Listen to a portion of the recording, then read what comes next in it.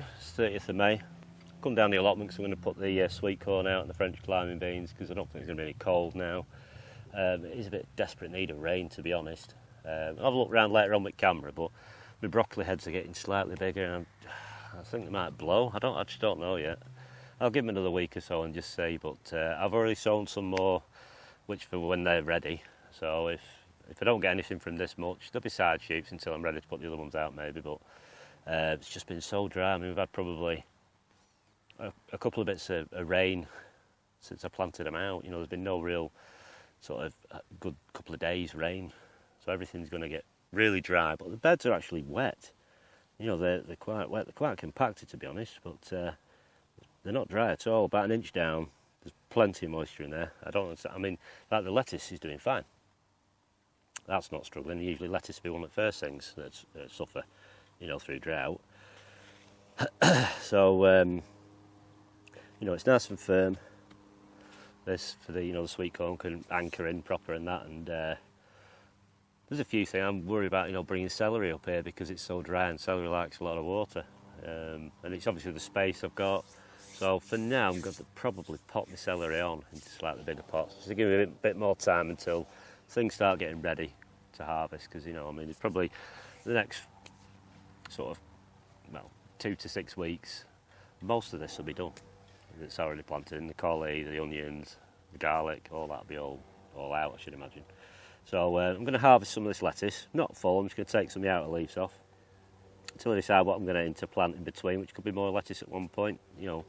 And I'll just harvest the complete head to make space for a new one, really. But there's other things I could put, like dwarf French beans and things like that, you know. Say it's I can put whatever I want in this little area here because the sweet corn's going to grow vertical, so you know it will block a little bit of light out. So, but as long as you get a good bit of light through. So when you're harvesting lettuce, it can go a bit limp. So the best thing to do is have a bucket with some water in and put it straight in some water and leave it in there to soak. So it has a good chance to suck some water up.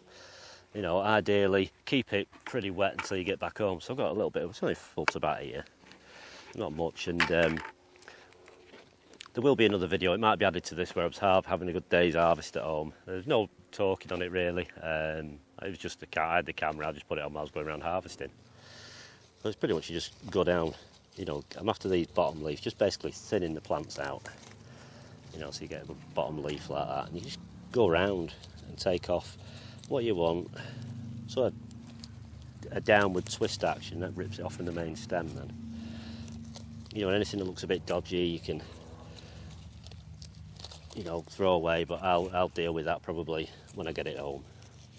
It's mainly just to get some space cleared. So should the rains come, there's nowhere for slugs to hide, because they will love to hide under these. You know, and where things are touching the ground, aphids and all that sort of thing like it. But this is a lactuva sativa, I think it's called. I'm not sure what else I'll put in after this, but like I say, I've sown a few more seeds. You could put like squash in and stuff like that, but I tend to find it can get a bit overpowering sometimes, push everything else over. I'm just going to go through and give these a right good chunk back, and they'll either die off, but more than likely they'll just open out again and you'll get more. So obviously it'll have a good root system down there, so it's got less top to feed. You don't have to be too tidy. You can tidy the plants up after a bit with any straggler bits. Just make sure the stem's fairly clear where you've snapped things off. You don't need to go for all that nice looking symmetrical even and all that lot, but you can do if you want. That's up to you, to your own personal preference. But yeah, they like a fairly clean stem afterwards.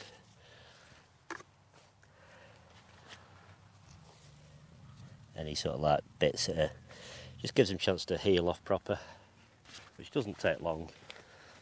I'm kneeling on the bed, but it is pretty rock hard, this bed. Like I say, it's not soil, because it is made up of a no-dig sort of basis. So this would be a good firm soil for sprouts, to be honest. You know, it should have reasonably good nutritional value in there. Just as you put your leaves in, just make sure they get wet, and they'll be fine. Put them somewhere sort of shady so the water doesn't get warm. Otherwise, if you cut the head off, by the time you got it back home and that, it's gone limp. Sometimes you can put it in water and it'll perk back up, but sometimes it's just all the moisture's left it, you know. But I tend to give it a good soak and then clean it off, because you get bits of compost and stuff stuck to it, and I don't really have a preference to start chewing on compost. I mean, there's enough there, to be honest, but I need to clear them a bit, because these were just leftovers that I put in. You know, because obviously they'll help blanket out weeds and probably retain a bit of moisture. I'll get on with the rest of this, and then we'll have a look at the actual sweet corn going in, which, if you remember rightly, is where all these little yellow caps are.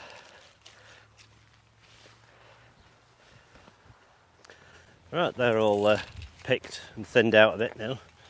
Oh, quite a bit. I'm kind of overrun with lettuce, and little gems and everything at home are pretty much ready. They're only small, you can kind of, me and Mrs can sort of nail one of them each a day if need be. So, first of all, I'm just going to basically use a bulb planter. You can use a trowel if you want. My bulb planter might not work out so well, I don't know. They're only little pots these, so kind of similar size.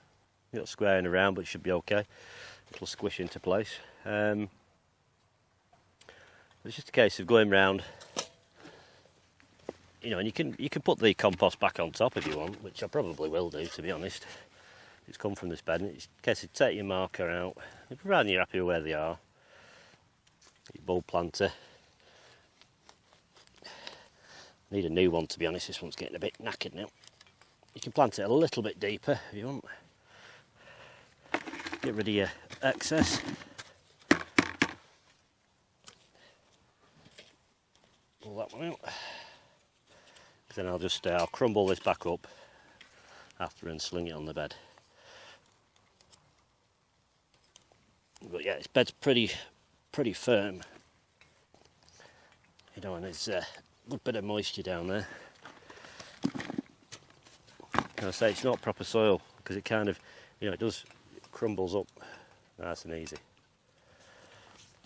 Right, so it's simply just get your sweet corn plant, you know, plenty of roots on them, and just pop it down in the hole to its bottom. They're about an inch deeper than they were in pots, but that won't bother them. Usually okay, because they're a member of the grass family, so you can kind of plant them along with anything really. And then use a bit of the stuff that you've taken out, you know, just straighten stuff up. It is quite exposed here, you know. Sweet corn can do better in a bit of a more sheltered spot, just for pollination, you know. And it's not a good idea to plant a couple of varieties of sweet corn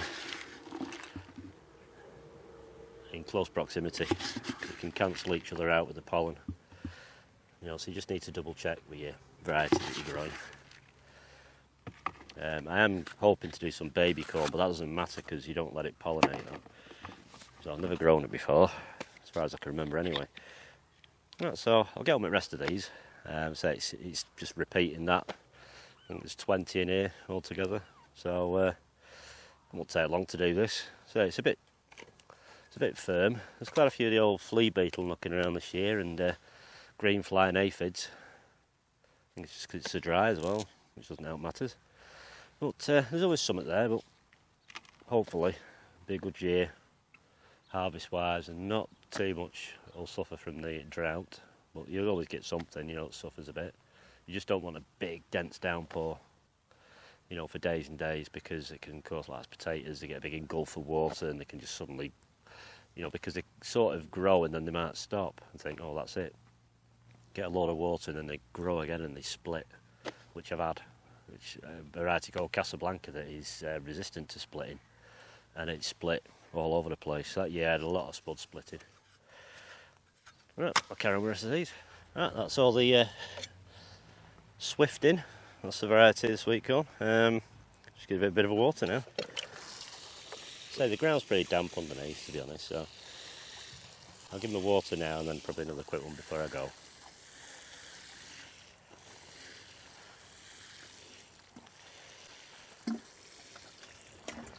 That's the only problem with living so far away from the plot. I can't get on here that often to water.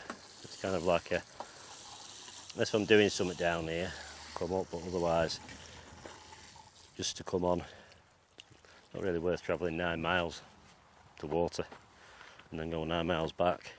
You know, they need to sort of fend for themselves to a degree.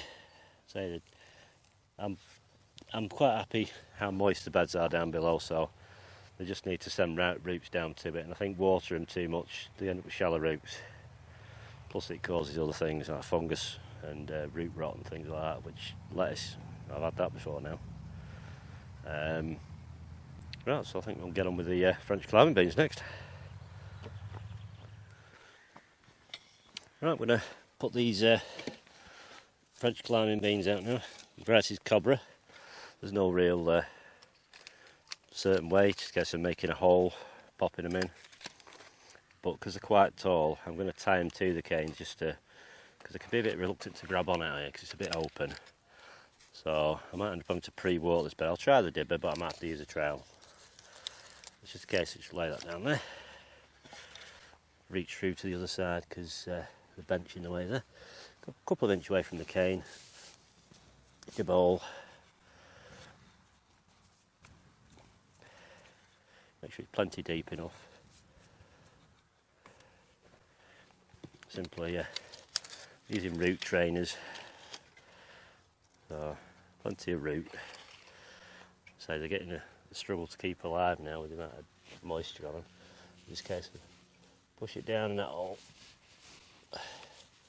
Fill it in, and then all I'll do, I'll just put a bit of string around the neck here, and hopefully it'll climb, because you're always climbing anti-clockwise. And hopefully it will be okay. They do struggle out here because it's quite open, but it's the first time I've grown them over this end of the plot, so they've got the fruit cage, the shed and everything. It might be a bit more sheltered down here, but we'll soon see. Right, I'll carry on the rest of these and then we'll have a look at them after that. That's all the French climbing beans in the Cobra. So I've just tied them in. You probably won't be able to see, but just a little loop. I'll cut it off probably once it starts to wrap around itself, because I don't want it strangling it. They are not dead tight, but they're all enough to hold the plant actually to the cane. So hopefully they'll do their own thing now and start whipping round with a bit of luck. So I'll have a look what else I've got on with. I had 6 sunflowers, so I've put one there and one at this end here. And I thought, well, I'll put a cane up for now, and then I can put some little fixings into the shed to anchor them to, should they get massive. Put them down there as well, got 4 there. The Titan, they're my own seed from last year's sunflower that grew, so see what they do. But apart from that, I've had a little poke around at my asparagus bed.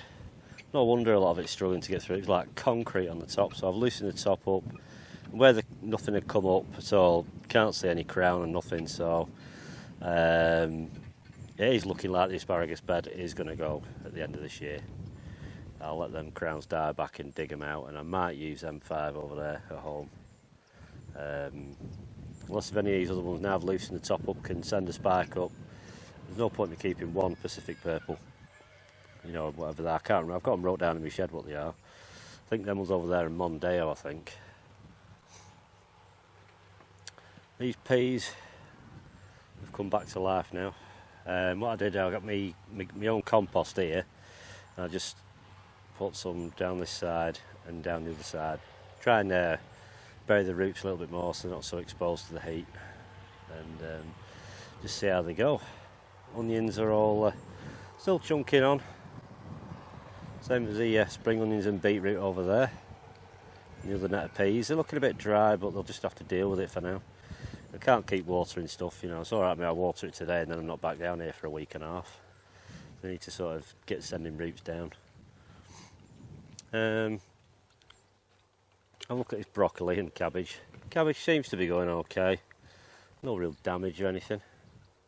But like I say, the broccoli, I don't know how well you can see, but it's forming like really small heads in there. And I just hope they're going to get, you know, at least twice that size before they think about blowing. It'd be quite nice. And then take the head off and get some side shoots. But we'll just see how it goes. I'll come down next week and kind of go from there, I think, with them. Cauliflower, it's kind of closing up in the middles a bit, so I think the curd will start forming soon. Same again, plants are a bit small for my liking. Don't know why. No idea. So it is wet enough down there. But the only thing I did different this year, I held them in pots a little bit longer, but they went into bigger pots than normally. So they had the room. But we'll just see how they go. Garlic, no signs of rust as yet. Well, I'd hope not anyway, because you haven't had the damp conditions for it. There's a sweet corn, all watered again. Spuds, I'll probably try and give them another earth up next week, because next week I'm going to start spraying for the blight. It's warm enough for blight, but it hasn't got the humidity yet, so I think it needs to be something like 90% humidity, and then you're in trouble then. So it's not something you can cure, but you can prevent it for so long. So it's hard to get into spray everything, because you see the gaps starting to close up here now. But I mean, these should be out in another 5 weeks. So I'm hoping we get a little bit of water by then, because I don't think they'll do much otherwise. But that's just the way it goes. You can't have it both ways. It's hard enough when it's raining all the time, but it's nice to have a little bit of a mix. But it's nice just to get down here without it being raining, to be honest, and do a bit. That's it for this little bit of an allotment thing. So like I said, it's just the celery to deal with now. I've still got to think about that. I'm going to pot it on for now, and it gives me a bit more time then, you know, it's because they're in cell trays at the moment. So if I put them into something like 8cm pots, it'll give me a few more weeks. While the things start to, you know, to come ready, I can kind of judge then, you know, what else I'm going to need for up here and what I'm going to close down, you know, because I might not grow much here late season, but you never know. We'll play that one by ear. Like I say, I've got a bit of a lettuce harvest video, which I'll put on. It's got Kain. Kain's in it. You know, if you want to watch it, there's a bit of about 10-15 minutes of him just happily munching away on some stuff, and then there's some spring greens in it. So it's up to you if you want to watch it. It's about, I don't know, it's about 40 minutes. So I was going to, you know, do it with another video, but I thought, well, instead of doing all the trying to speed it up with music for so long, I thought I'll just keep it to one side and I'll just attach it at the end of the video. So it's up to you. If you want to watch it, great. If you don't, that's fine. So thanks for subscribing, and hit the notification bell and you'll be notified anytime I upload a video. The next one will probably be a few days, some spuds maybe in the garden, first earlies, because I thought I might have had early blight. I think it was just a bit of black spot or something. I don't know, the foliage really started dying back quite, not in a nice way either, so I've started cutting the tops off a bit, because I thought I don't want it to spread into my King Edwards. So anyway, that's another video for next time. So stay safe. Thanks for watching, and I'll see you next time. Bye.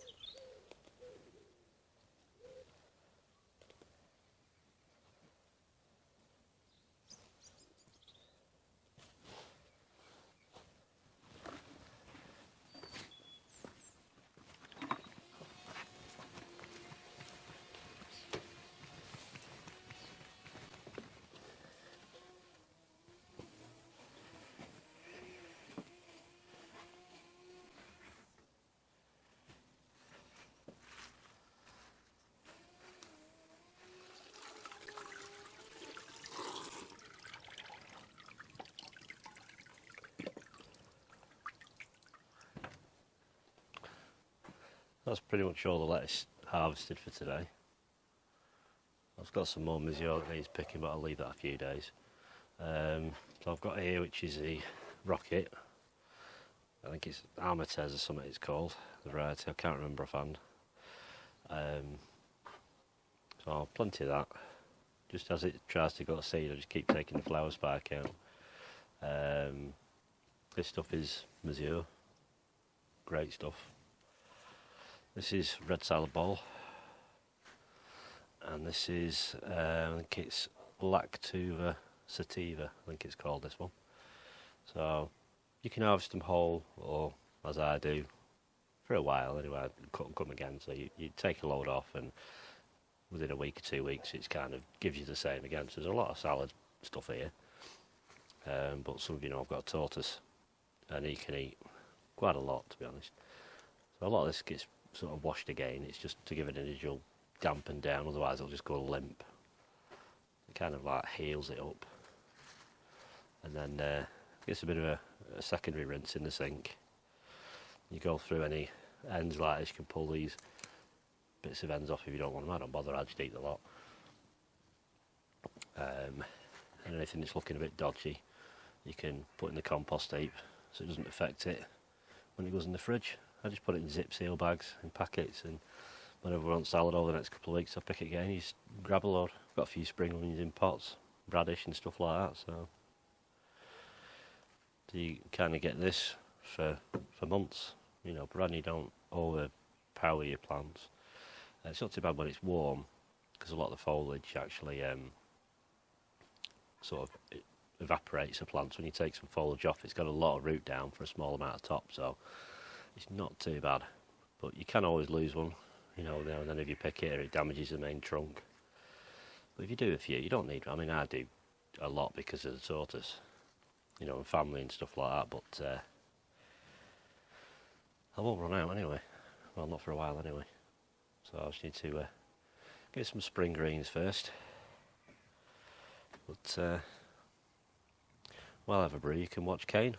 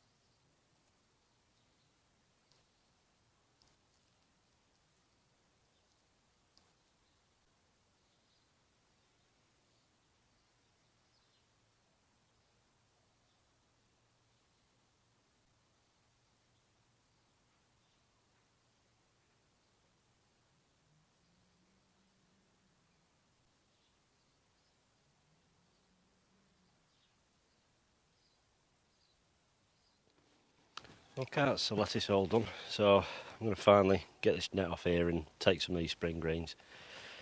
So they're alright for both me and for tortoise. But usually by the time I come to get some of the tortoise, I had some, so I have to come out and get some more. It's a little bit different than the usual net setup, this, because it's a really old net. It must be 10, 12-year-old, this net, I think. So it's kind of the plastic keeps affixed to it.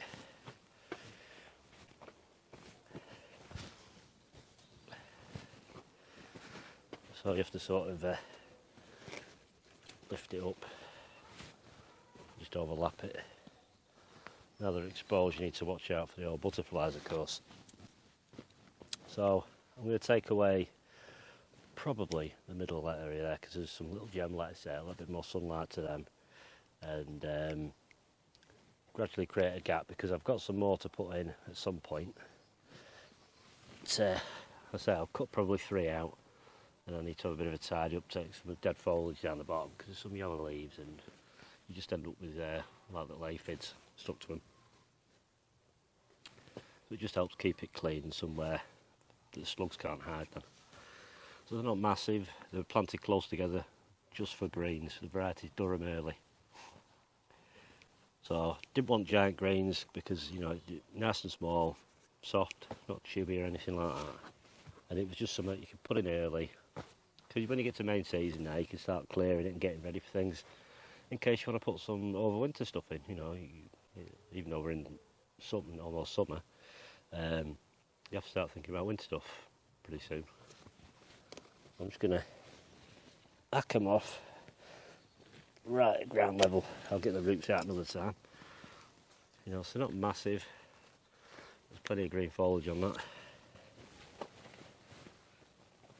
You know, the lower leaves are full of aphids. The upper leaves are fine. Like I say, it's always the ones near the ground. So the idea is trying to get them out of the way. And you can turn it over and have a look. I'll bring one close to the camera so you can see.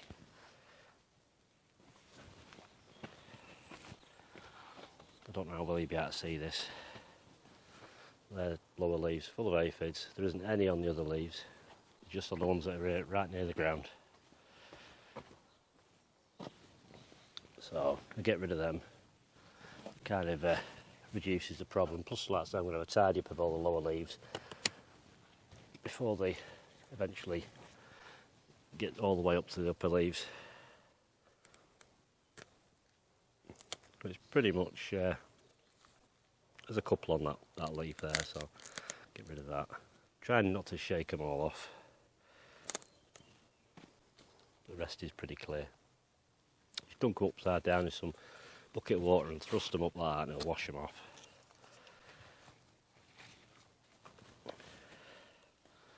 So that's